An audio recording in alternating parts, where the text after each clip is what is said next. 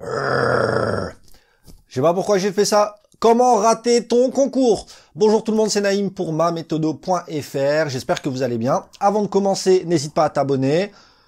Pas mettre encore de pouces bleus parce que ça se trouve ça va pas te plaire, tu vois. Mais en tout cas, voilà, si tu t'abonnes, bah, ça me motive, ça donne de la force et ça fait plaisir. Ça veut dire que mon travail te plaît et du coup, bah, ça motive à continuer. Aujourd'hui, on va parler de quoi? On va parler de comment rater son concours. Alors l'idée, c'est pas de rater son concours, hein, tu comprends bien. L'idée, c'est de voir ce qui peut t'empêcher de l'avoir et du coup, d'éviter de faire ces erreurs-là pour maximiser tes chances d'obtenir ton concours. Alors peut-être d'obtenir ton concours du premier, deuxième, peu importe, c'est pas important. Alors la première chose qui peut t'empêcher d'obtenir ton concours, eh ben c'est de ne pas en faire une priorité. C'est-à-dire que très souvent j'entends ouais, ce concours-là, il est facile. Je pense qu'il n'y a aucun concours facile, tout comme je pense qu'il n'y a aucun concours qui n'est pas accessible. Vraiment. Simplement, chaque concours que tu veux passer, ben, tu dois en faire une priorité. Ça veut dire quoi? Ça veut dire que tu dois t'organiser pour trouver du temps et réviser et que ça soit dans un coin de ta tête absolument. Tout comme si tu préparais une compétition sportive. Lorsque tu prépares une compétition sportive, ben, tu vas t'entraîner, tu vas essayer d'être prêt pour le jour J, tu vas t'intéresser sur tes adversaires ou ce genre de choses. Alors là, je te dis pas de t'intéresser sur tes adversaires. À la rigueur, ce que tu vas faire, c'est que tu vas t'intéresser au rapport du jury et aux attentes du jury, ça, y a aucun doute là-dessus. Mais simplement, il faut absolument que tu en fasses une priorité. Et en faire une priorité, ça veut dire quoi? Ben, ça veut dire en parler en famille. Bah, c'est une stratégie de groupe, hein. Si tu as des enfants, si tu es marié, ou si tu es en concubinage ou je ne sais quoi, ou même pas, hein, si tu as des obligations, bah, à un moment donné, il faut s'organiser. Et du coup, faire une priorité, bah, ça suppose s'organiser et discuter avec la personne et être d'accord sur la vie qu'on va avoir jusqu'à ce que je passe le concours et que je l'obtienne. Donc, t'en fais une priorité. Deuxième chose, et c'est ce qui m'a fait défaut, et d'ailleurs, faudrait peut-être que je fasse une vidéo sur le sujet, ne pas avoir de méthode. Par exemple, tout simple, comment on apprend? Comment on formule des phrases, comment on fait une dissertation, par exemple pour l'agrégation. Moi, je savais pas faire une dissertation, je savais absolument pas faire. Du coup, partir dans un concours sans une méthode, c'est très compliqué. Et avoir de la méthode, ça suppose connaître les attentes du concours, les identifier, être sûr de la direction qu'on doit prendre et faire en sorte d'y aller, quoi. Donc vraiment, la méthodologie, c'est ultra essentiel. Méthodologie d'apprentissage, méthodologie de prise de notes et méthodologie de, par exemple, de réponse à l'attente du concours, que ce soit à l'écrit ou à l'oral. Il y a des choses qui sont essentielles à l'oral, on fera certainement des vidéos là-dessus, et à l'écrit aussi, pour les épreuves d'admissibilité ou de préadmissibilité dans certains concours. Mais en tout cas, si t'as pas de méthode, et si tu sais pas où tu vas, ni comment tu dois y aller, c'est justement ta méthode, eh ben c'est compliqué. Donc deuxième point, ne pas avoir de méthode. Troisième point, avoir une mauvaise hygiène de vie.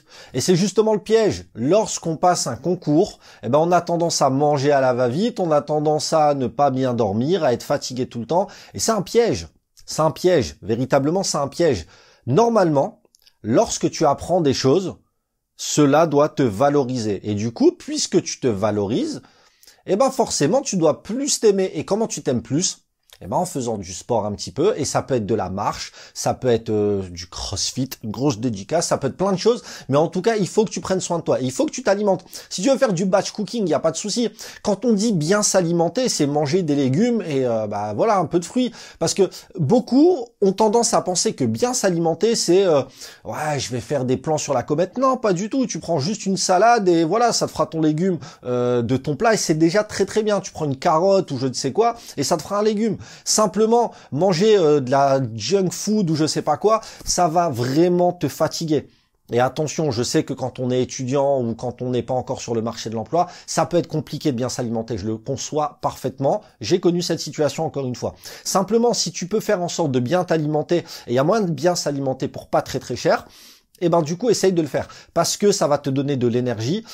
Franchement, si tu manges des pépitos ou je ne sais quoi, je suis pas sponsorisé par Pépito, je suis pas sponsorisé du tout, mais si tu manges des pépitos ou des granolas pendant que tu es en train de réviser, franchement c'est chaud. Essaye de favoriser, je sais pas moi, par exemple des fruits secs ou des amandes, ce genre de choses. Essaye de pas grignoter en fait, si c'est possible, pendant pendant tes sessions d'apprentissage, et surtout essaye d'avoir une bonne hygiène de vie. Vraiment. Parce que c'est ultra essentiel et parce que le piège, c'est que plus tu révises et moins tu t'aimes, et moins tu t'aimes, moins t'y crois, et moins t'y crois, plus t'as des chances d'abandonner, quoi. Quatrième moyen de rater son concours, ne faire que ça. Ne faire que ça. Non, il faut pas faire que ça. Je suis désolé. Si un concours nécessite que tu ne fasses que ça, c'est pas un concours. Et je sais, on va me parler de la PACES, et on va me parler de l'ENA, et on va me parler... Non, je suis pas d'accord. Je suis désolé. Un concours ne nécessite pas qu'on fasse que ça. Alors je suis désolé, alors je suis d'accord avec vous, si les BU, notamment à la fac de médecine de Lille, sont ouverts jusqu'à 23 heures, c'est pour une raison bien précise. Mais crois-moi, moi aussi j'ai révisé, je me suis fait des sessions de 8 heures à 23 heures. Je sais ce que c'est. Simplement, je n'ai pas fait ça pendant un an non-stop. C'est pas vrai. Parce que forcément, à un moment donné, tu risques quelque chose que tout le monde connaît, c'est le burn-out. Et passer un concours, ce n'est pas développer un stress ou une anxiété incommensurable et partir en dépression. Pas du tout. Moi, je suis pas d'accord avec cette philosophie-là.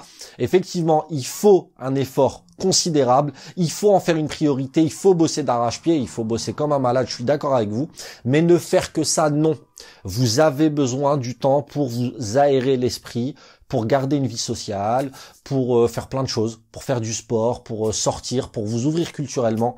Ne pensez pas qu'il faut absolument faire que ça pour avoir votre concours. Et ne pensez pas que les autres ne font que ça. Moi, je suis désolé, on peut réviser d'arrache-pied non-stop et ne pas être efficace.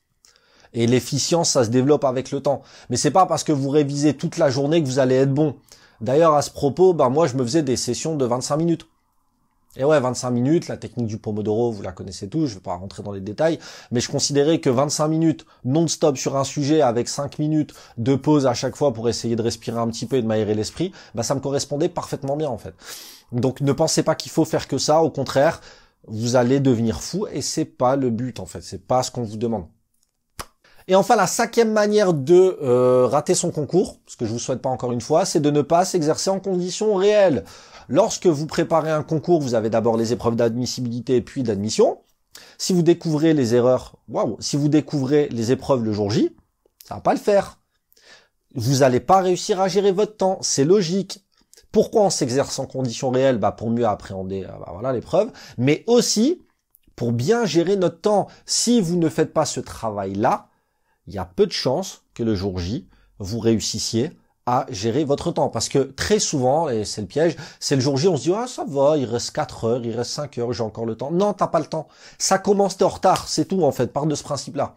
Donc vraiment, moi, ce que je vous conseille de faire, c'est de vous exercer en conditions réelles pour mieux appréhender votre épreuve et mieux maximiser vos chances de réussir. Et du coup, si vous voulez rater votre concours, ne vous exercez pas en conditions réelles et vous allez maximiser toutes les chances de rater votre concours. Bon voilà, j'espère que ça vous a plu. Si ça vous a plu, n'hésitez pas à mettre un pouce bleu, abonnez-vous. Et puis c'est cool, merci, tu vois, c'est cool. J'espère que je l'ai déjà dit. Allez, prenez soin de vous. Bonne journée.